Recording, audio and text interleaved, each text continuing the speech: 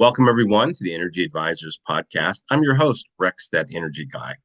Glad to have you with us today. It's a interesting day. We have just passed the November elections here in the United States, and there'll be some ramifications potentially for renewables, solar, and the entire industry here in the United States. We'll talk about that a little bit. Before we get going on that, we will want to thank our partners in the show, Smart Energy Centers.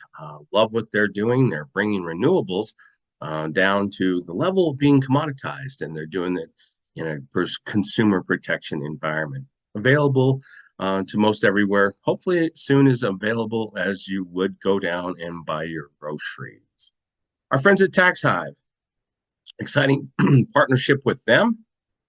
Listen, if you're doing renewables, there are substantial tax credits and other rebates that are available to you. Don't DIY this. You hire professionals to purchase your renewables. You need to do the same when it comes to taxes. Do not do it yourself. Don't use one of those software tools. You need help. You want to make sure that you're getting the full credits that you deserve, especially if you're a small business owner. Our friends over at Go Green Community Initiative. These guys are doing great work. They help people get information before people purchase their renewables. It's important to get a baseline and understanding without vendor biases. Boy, I'm struggling to talk today. And then, of course, our good friends over at Energy Transition Tools. They're bringing some of the newest and greatest technologies to the marketplace to help people transition from their current situation into more efficient energy sources. So energy tools, energytransitiontools.com. Boy. All right. So going to get some guests on about this, but I wanted to throw the topic out there.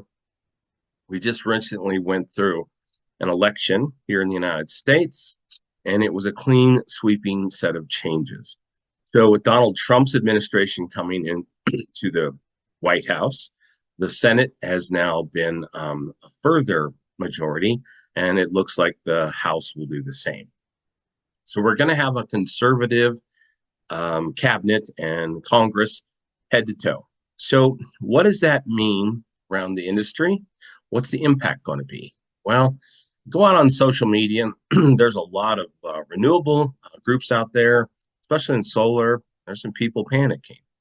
And then I've also talked to a few analysts. We're going to get a couple of them on the podcast about what it's going to mean for infrastructure and commercial grade renewables like wind farms and community solar and large solar farms.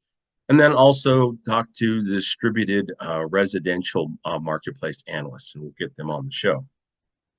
Well, I think one of the things that we need to take a look, we don't want to jump off any bridges yet, but I think it's important to understand there's probably going to be various impacts depending on policy changes. Last summer, I interviewed Senator John Curtis from Utah. He's the founder of the Conservative Climate Caucus in Congress. There's over 100 members in that. And what I think there's a little bit of misnomer out there and miseducation is the fact that conservatives don't want green and renewable energy. Well, that's far from the truth. They do. And what people need to understand is while they do support renewables, maybe they're thinking of different ways to fund those. And so we're going to see some changes. With the administration change, a new presidency has to appoint more than 10,000 appointees. So it's a lot of people to get appointed to lots of jobs. So we're probably going to see some shuffling around in that. But one thing I'm pretty guaranteed that I don't see changing is the ITC. Thanks to the Inflation Reduction Act, I don't think that's going to change. That's a very big political football, and I don't think we're going to see much change there.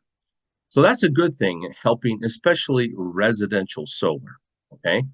In addition to that, there is hope just because the last time Trump was in the White House, we had lower interest rates. And as you've seen, interviewing state solar and storage association leaders like Mike Kruger in Colorado, Bernadette Del Quirio in California, um, that will help because the rooftop solar and distributed rooftop solar for residential has been impacted pretty severely because interest rates are so high, which means that less people could afford rooftop solar and the storage systems with them. So my assessment would be, based on what we've seen in the past, if interest rates can come down. Now, of course, I don't want to get into a big political discussion on that because interest rates are mostly driven by government spending. And so I don't want to get into an economics class. But if we can get government spending out of control, that get it reined in, stop some of that, and then we can let this burp of large investment kind of go through the economic system. Hopefully, interest rates will go down. So that will help the distributed resi market. And I'm hoping to get a couple analysts in on that. Now, where the big question lies is what's going to happen to our infrastructure technology from the ITC funding. So the IRA, what's going to happen there? I think this is the area where there's probably the most risk right now.